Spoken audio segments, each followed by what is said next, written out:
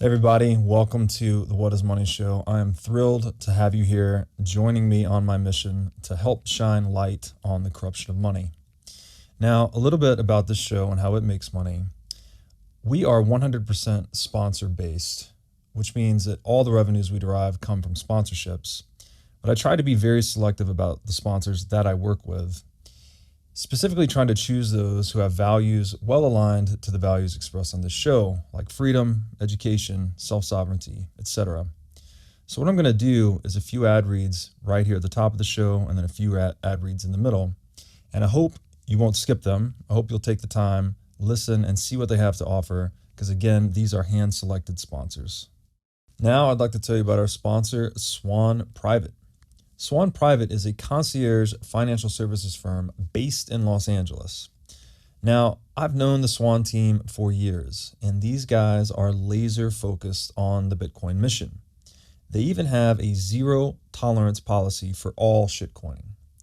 Recently, their CEO, Corey Clipston, was instrumental in calling out many of these crypto scams right before they collapsed, saving a lot of people a lot of money in the process.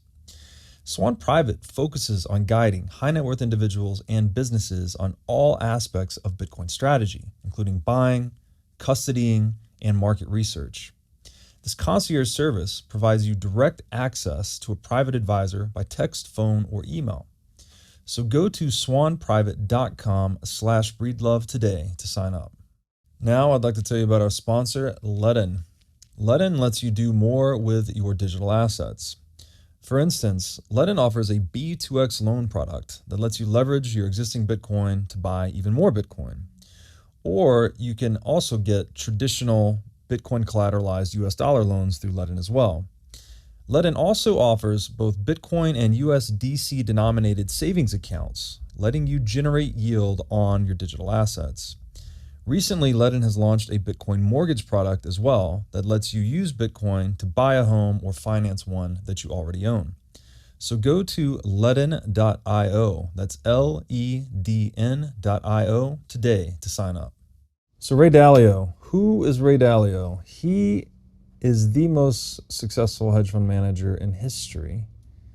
Ray started Bridgewater, his firm, from his apartment, which is today valued somewhere in the neighborhood of $160 billion.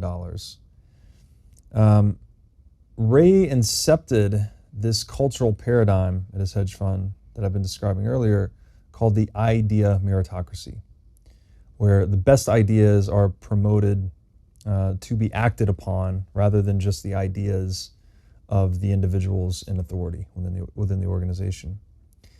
And in this idea meritocratic culture, candid reviews of colleagues are encouraged.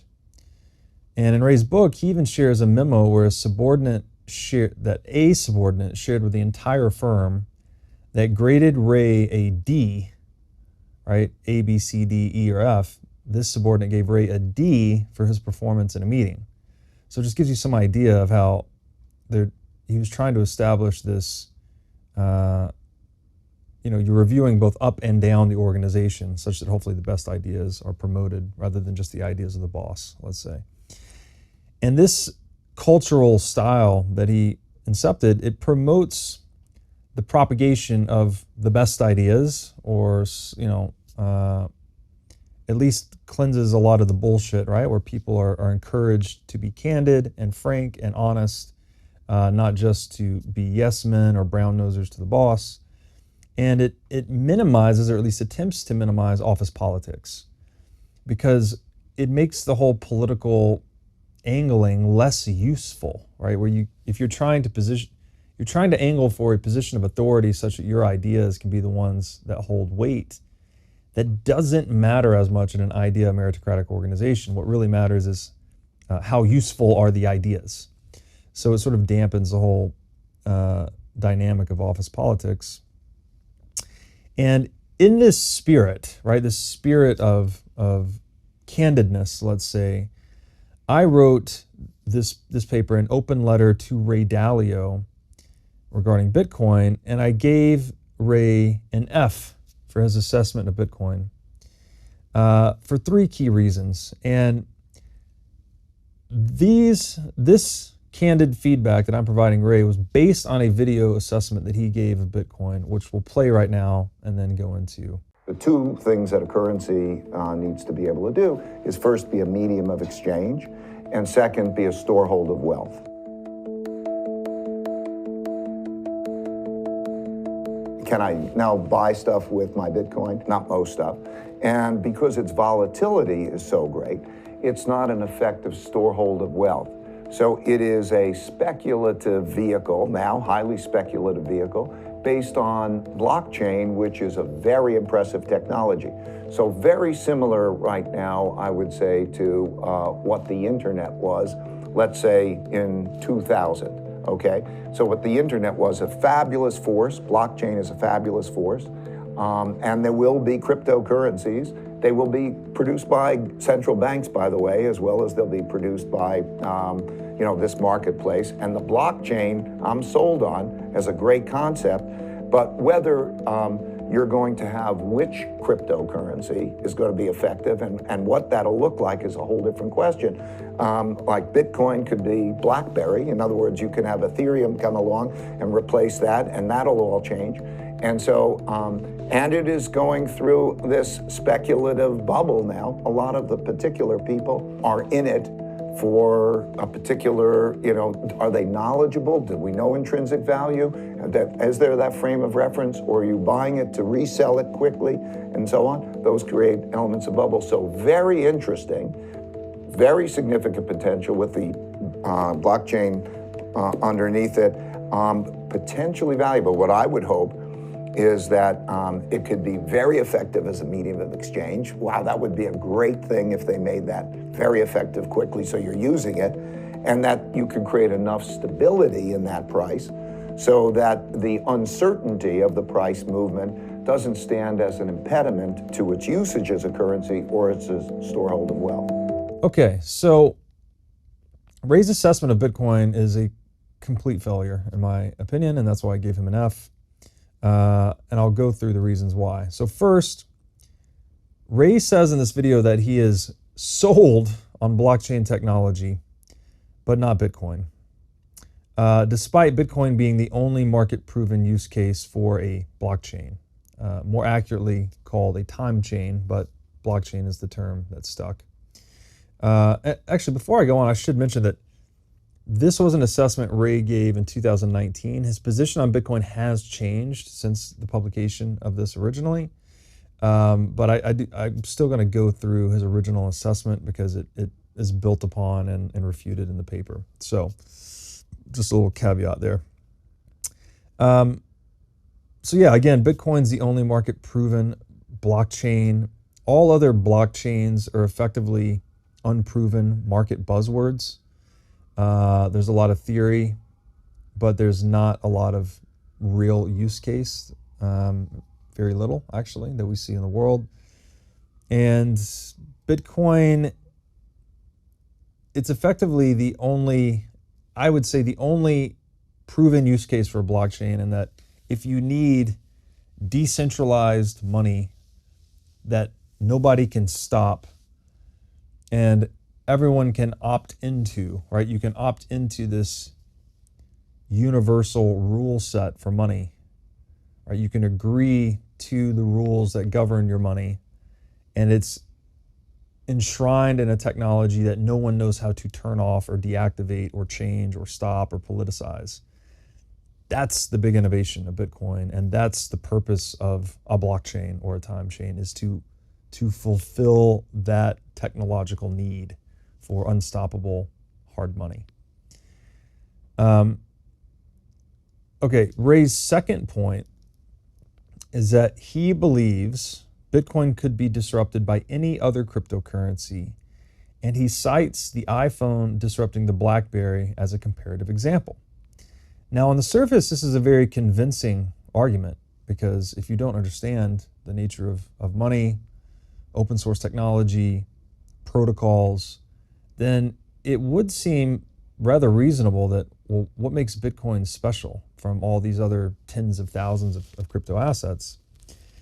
And the answer is a bit sophisticated, a bit nuanced, but I guess the the general answer is most Bitcoiners would tell you that it is damn near impossible to disrupt Bitcoin. And let's just say, I'll say that it's extremely unlikely. And that is because Bitcoin is a path-dependent, one-time invention.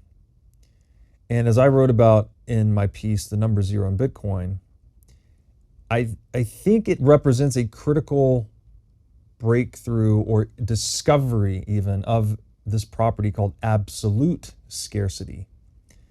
We've never had an asset in human history with a perfectly fixed supply, a supply that is known to all and can be changed by none. This has never existed in all of human history. And I don't think it can be achieved again either. There's a lot of crypto assets out there that say they have a fixed supply or say they have a decreasing supply or whatever it may be.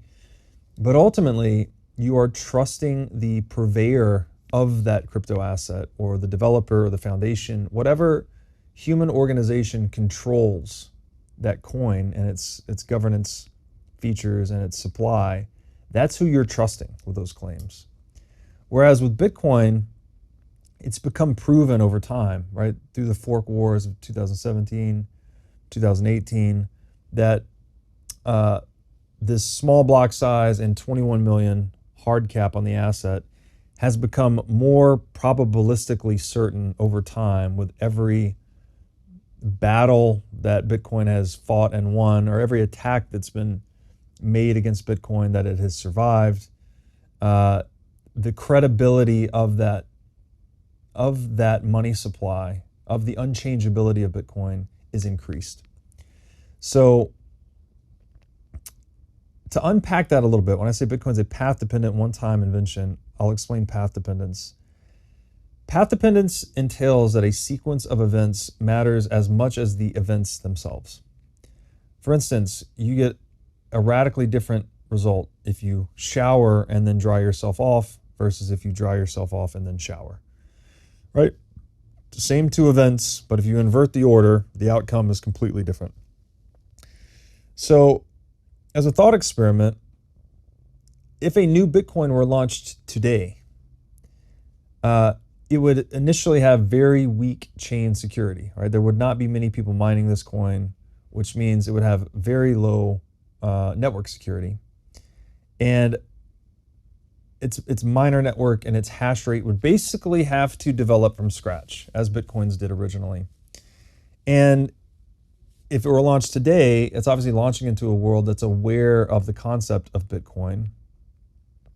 And this new Bitcoin would have comparatively weak network security to existing Bitcoin and many other crypto assets for that matter. And so it would inevitably be attacked by incumbents. And indeed, we see this a lot in shitcoin land, right? These weaker chains are getting attacked all the time, hacked, all kinds of shenanigans getting played. And these attackers, they might be other incumbent projects seeking to defend their head start. They could be these international banking cartels that Bitcoin is so disruptive to, could even be nation states. The point is that anything that's launched in the wake of Bitcoin is going to have lower liquidity, lower chain security, a weaker network security model than Bitcoin itself. So it's going to be more vulnerable to attack, which would basically enhance the value proposition of Bitcoin as the most resistant asset to attack, the most secure crypto asset in the world. Now, in that way, you could say that it's kind of like Bitcoin's first mover advantage, but in this particular space, it's different than Facebook versus MySpace, and I'm going to get into why. So we could say that path dependence is basically protecting Bitcoin from disruption as this organic sequence of events that led to its release and assimilation into the world and into the marketplace. It cannot be replicated, right? You can't rerun the introduction of Bitcoin to the world, right? It's all, the cat's out of the bag, the toothpaste is out of the tube, genie's out of the bottle, however you want to put this. And so you can't rerun that experiment. And the Bitcoin that was released, right, it's a money supply that's absolutely scarce, meaning that's fixed supply. And if that new Bitcoin were released, even if it had an absolutely scarce money supply, its holders, or the holders of Bitcoin rather, would be incentivized to hold the chain with the greatest liquidity, greatest network effects, etc. And that is original Bitcoin. So this would create an incentive for them to dump new Bitcoin for the original Bitcoin. Now, what's more likely, as we saw with the Bitcoin Cash wars in 2017, was you would fork the chain. You would fork Bitcoin into Bitcoin 2.0 or whatever it may be. And then you would try to convince other people that Bitcoin 2.0 is better than original Bitcoin. And what you're doing there is you've effectively forked the social layer of this money into two competing social instances. And you now have two different forms of money competing with each other. But again, the existing Bitcoin is going to have the greater chain security. New Bitcoin is going to have whatever bells and features they've promised you. But as a holder of original Bitcoin, your incentive is to really just hold both and see which one succeeds in terms of hash rate, price, etc., and then sell the other one eventually. So it's really hard to create net new demand for Bitcoin 2.0 that would not already exist for Bitcoin 1.0, because as your incentive as a holder is to just hold both. So you could take this a step further too. Even if new Bitcoin featured a diminishing money supply, like a money supply that actually goes down instead of stays flat at 21 million, this introduces and a lot of people, you've heard this in the Ethereum community where they talked about the ultrasound money thesis, which is totally bogus. Because you introduce, another way to put this is a deflationary money. Bitcoin is like disinflationary, absolutely scarce, meaning that it continues to inflate, but it stops at 21 million. Deflationary would be the money supply is actually decreasing over time, right? Which would be anti-dilutive to all the existing units and in theory would drive their value up. But the question would be, how is the rate and mechanism of that money supply decay determined? Again, this has to be someone's decision. Someone has the power to decide how this is being done. And as market participants in this deflationary crypto asset network basically jockeyed for position to maximize their economic benefit of this deflationary monetary policy, forks would begin to ensue, chain forks, that would diminish the liquidity and the chain security for new Bitcoin and cause everyone to eventually pile back into the original Bitcoin. And I wrote this kind of while the Bitcoin Cash was still, Bitcoin Cash has basically been a failure from day one, but it was still, the verdict was somewhat out. And this description of how Bitcoin 2.0 is inevitably inferior to Bitcoin 1.0 is pretty much how it played out. Bitcoin Cash forked, it made a weaker social contract. Its hash rate and price in Bitcoin terms started to fall, which caused more people to sell, which caused its price and security to fall even further. All the while, Bitcoin's just growing and growing. So there's really if there is a good way to fork Bitcoin or disrupt it, no one knows how. No one's figured it out. The economic incentives surrounding Bitcoin sort of drive people back into this original shelling point, if you will. This is a term we use in game theory a lot. And essentially, Bitcoin's terminal money supply growth rate of absolute zero is the ultimate monetary shelling point. The shelling point being a game theoretic focal point that people tend to choose by default in an adversarial game like money. So my argument here would be that 0% inflation, 0% unexpected inflation is the perfect monetary policy, if you want to call it that. I don't think it's really a policy because it's an opt-in, it's not enforced. But let's say it's the perfect money supply schedule. And somewhat intuitive if you stop to consider that money is this representational tool. It's meant to represent our time and energy, right? We expend time and energy to earn money. We then take the money that we earn into the marketplace and we spend it to redeem similar sacrifices of time and energy from other people, right? So a money that does not deteriorate at all, is undebasable, cannot be inflated, that would be the perfect representation of time and energy, right? So it's somewhat intuitive, and then it's backed up by the empirical experience we have with the fork wars and Bitcoin, and then it's further backed up by this game theoretic idea of the Schelling point. And in game theory, a game is just any situation where there can be winners or losers. And a strategy is just a process for making good decisions.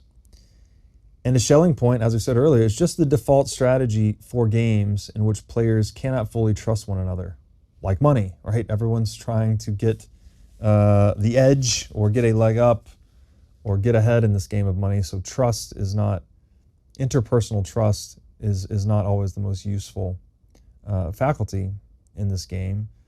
So we fall back on things like game theory. And I would argue that and I did argue in the piece, The Number Zero on Bitcoin, the absolute scarcity of Bitcoin is a really, really, really big deal. I compared it to the invention or the discovery of the number zero. There's a lot of debate about whether numbers are invented or discovered, like meaning, are they a fabrication of the human mind, or are they something we discovered? It's part of some metaphysical reality. But in any case, the discovery of zero, let's say, was special as it represents absolute nothingness. It's like a categorical term for no categories, right? It's very much a paradoxical idea, and it took people a long time to really come up with it. But its role as a placeholder in our numerical system is what gives it its power to scale and cycle through and reuse other numbers. So it makes it much more economically efficient. It gives numbers different meanings based on the location of the zero, right? You know, 1 versus 1, 0, 10, like these are different orders of magnitude versus 100, 1,000, etc. And each zero is effectively representing a new order of magnitude of the integer, or whatever the integer is. So I think, and similarly with zero, like you're not going to invent a new zero, right? There's an absolute centerpiece to this ideological construction we call mathematics, and it is the number zero. It's not really changeable, you know, it's the centerpiece to the whole mathematical system. In the same way money is the centerpiece to an economic system. And I think absolute scarcity, like we've always been pursuing the most relatively scarce money. That's what gold was. It was the most relatively scarce asset in the world, and that as we economize, we develop better ideas, better ways of saying, doing, and making things, everything becomes more abundant, except gold becomes more abundant the most slowly, right? So it was the most relatively scarce good or service in the marketplace, and that is exactly why it was favored as money, right? It was an ideal store value, or it was the most ideal store value available. But if we take that reasoning to its ultimate conclusion, that the most relatively scarce asset outcompetes to become money, well then what is absolute scarcity? A perfectly fixed money supply. It would seem that by that line of reasoning, that money would outcompete all others, including gold. And then that would be it. That would kind of be the final evolution of money, because you've created this seemingly perfect monetary technology. And so in that way, I think the discovery of absolute scarcity, which I argue that Bitcoin represents, you know, I call Bitcoin an invention. We're assuming Satoshi was a man, at least a human. And that's an invention, but it led to the discovery of absolute scarcity. And I think that's a really big deal. You know, as we said, gold's supply increased the most slowly and most predictably. This also makes it favored for pricing things, because if you're going to price something in a denominator that's changing all the time, your prices won't make any sense, right? But if you price something in an asset that's stable and predictable, then prices tend to have more communicable value across time and space, right? They're more stable. And so for that reason, right, or those reasons, they'll say gold's a really good store of value, and it's really good for pricing things. This contributes to its promotion as money. Now I'd like to tell you about our sponsor, CrowdHealth. CrowdHealth is a Bitcoin-enabled alternative to legacy health insurance. Now let's face it, legacy health insurance is an absolute scam. Nobody can explain this better than the legendary comedian Chris Rock. Insurance. You got to have some insurance. You got to. That's an insurance. They shouldn't even call it insurance. They should just call it in case shit. Like, I give a company some money in case shit happens. Now, if shit don't happen, shouldn't I get my money back? So with CrowdHealth, instead of just paying premiums that you'll never see again, you can hold part of this pool of savings in dollars and in Bitcoin through CrowdHealth. And when you have a health event, you can draw against this pool of communal savings. So go to joincrowdhealth.com/breedlove to learn more or sign up. Now I'd like to tell you about our sponsor, Wasabi Wallet. Wasabi lets you use Bitcoin privately while still maintaining full control over your money. Specifically, Wasabi Wallet is an open source, non-custodial wallet with privacy built in by default. By using Wasabi, you're effectively putting the private back in private property. Wasabi Wallet is an easy-to-use privacy wallet that can support any amount of Bitcoin transactions. So go to wasabiwallet.io today to download this state-of-the-art wallet software. Now I'd like to tell you about our sponsor, Masterworks. Masterworks gives you access to the fine art market at more affordable price points. They do this by offering you fractional shares in their $500 million portfolio of fine art.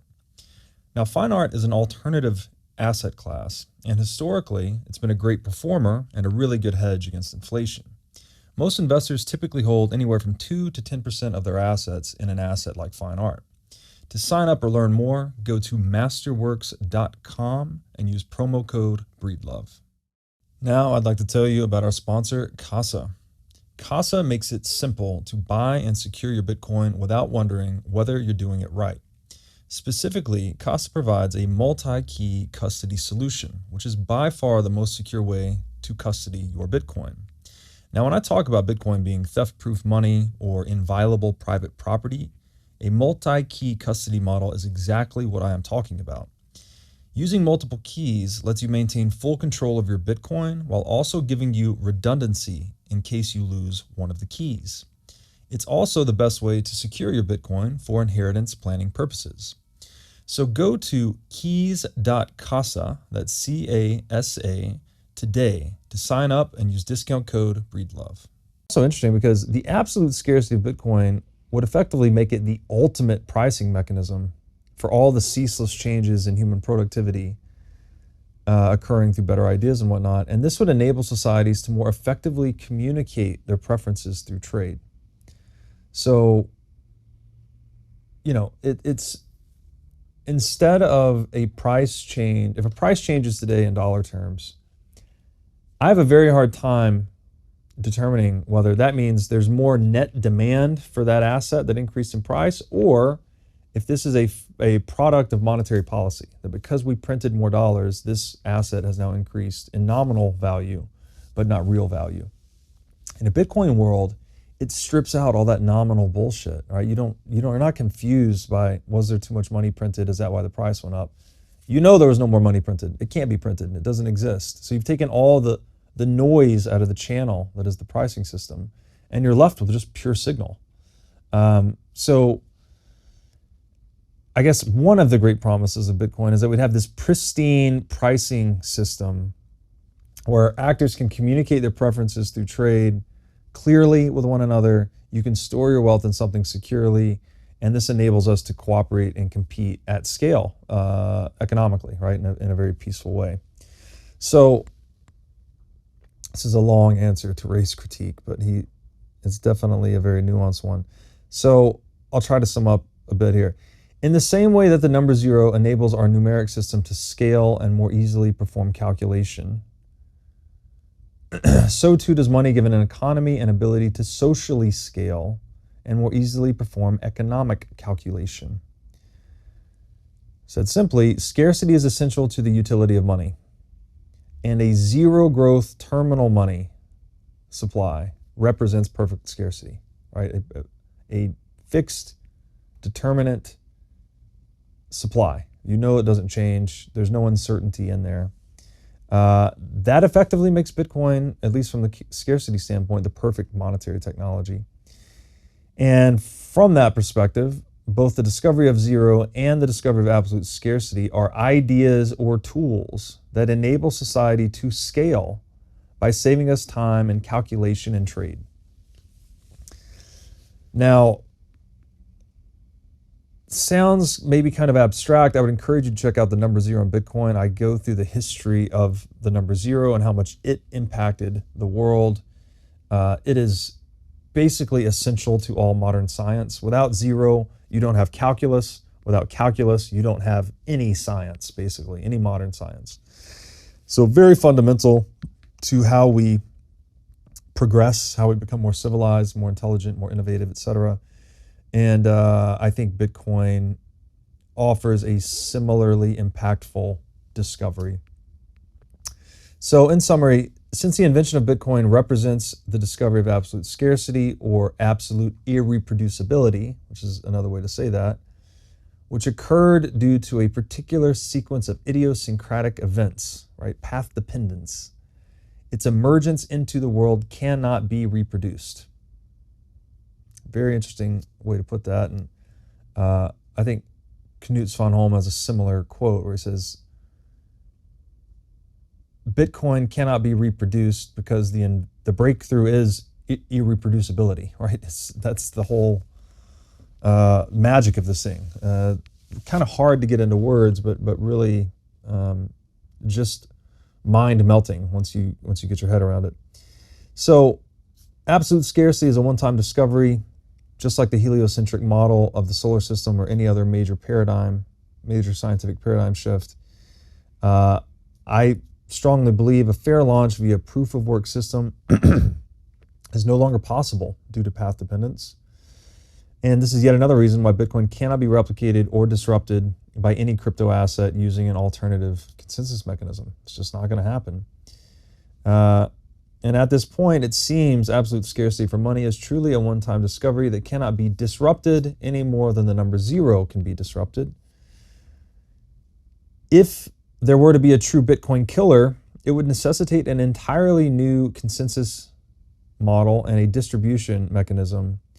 And nothing to date has been conceived that could fulfill that requirement. And even if it was conceived, I don't know how you break the network effects that exist within Bitcoin. You may be able to add that feature to the existing Bitcoin protocol, possibly, but I don't see how you could ever launch a competitor to Bitcoin that Bitcoin itself could not adopt that feature set from. So in a nutshell, maybe you could say that in the same way there has only ever been one analog gold, right? The whole world settled on gold as being the premier monetary technology for all the reasons we've covered thus far. There's only likely to ever be one digital gold. And it's my strong opinion that that race has been run and won by Bitcoin. And the rest is just history we're watching unfold.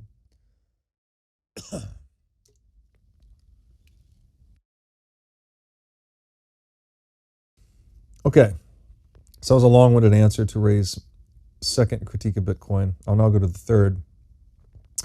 Ray says that price-stable central bank or corporate-issued cryptocurrencies like Libra, this was written back in late 2019. Libra was Facebook's cryptocurrency they were working on at the time.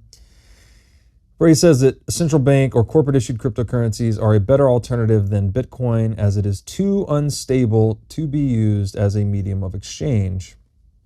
Now, those are his words, and he's referring to the price of Bitcoin. Now, this is somewhat true in that central banks are already announcing their attempts at central bank digital currencies. However, the one thing they will never do is give up the power to control the supply of money, because that is the whole point of monopolizing money, is to control the supply and use it to steal from people by inflation. So a government will never relinquish that privilege.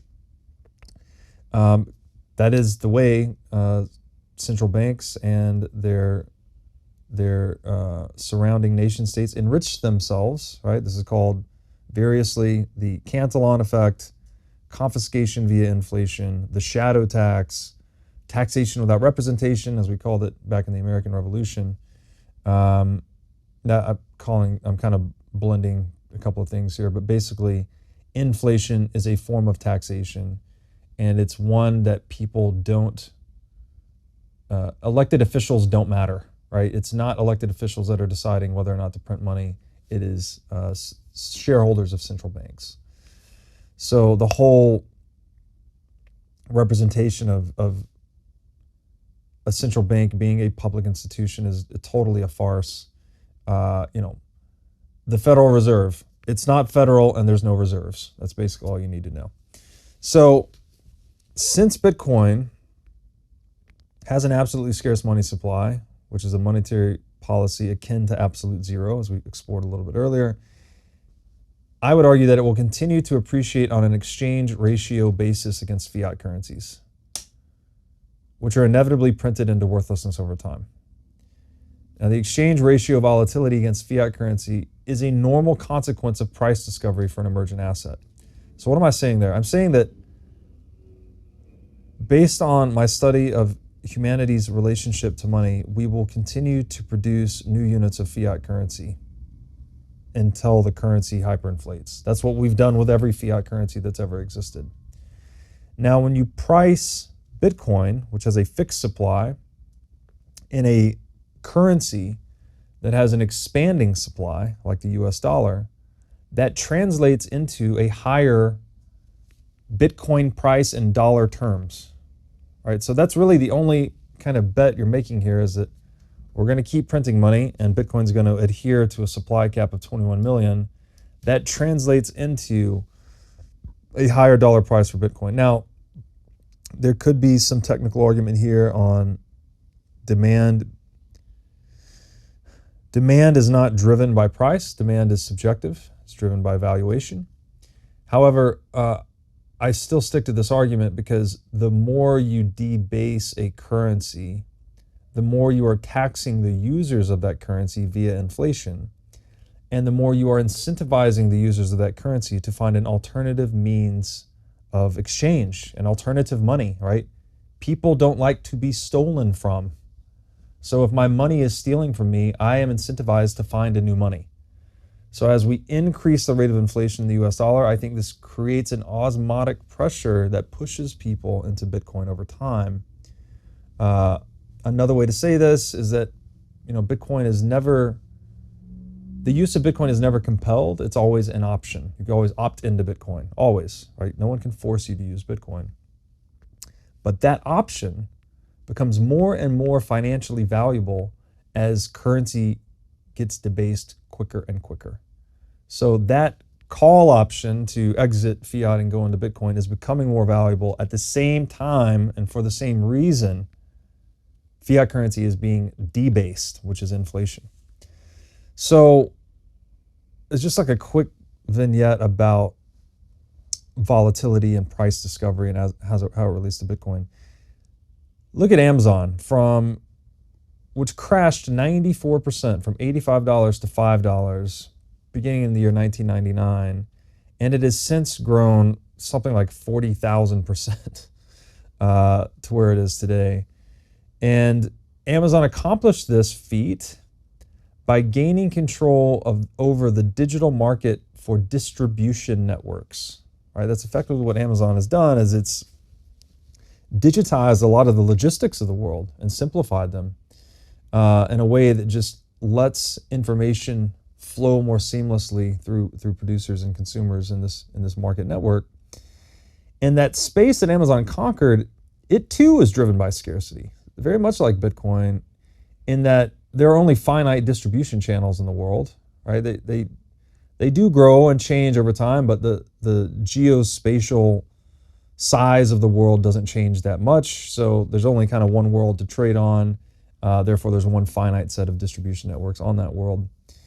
And it's also subject to these winner-take-all dynamics, which are due to network effects and economies of scale.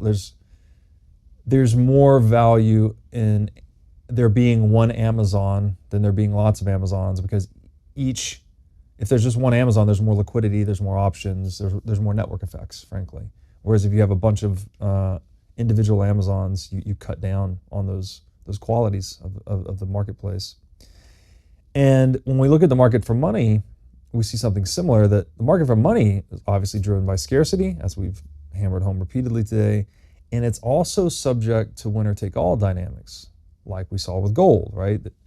Gold takes over the world effectively because people want money. Another way I've heard this put is that liquidity begets liquidity. So the more liquidity an asset has, the more investors want to hold that asset, really just as a means of it being liquid, that you can trade it for anything else, gives you a lot of optionality, which means low risk.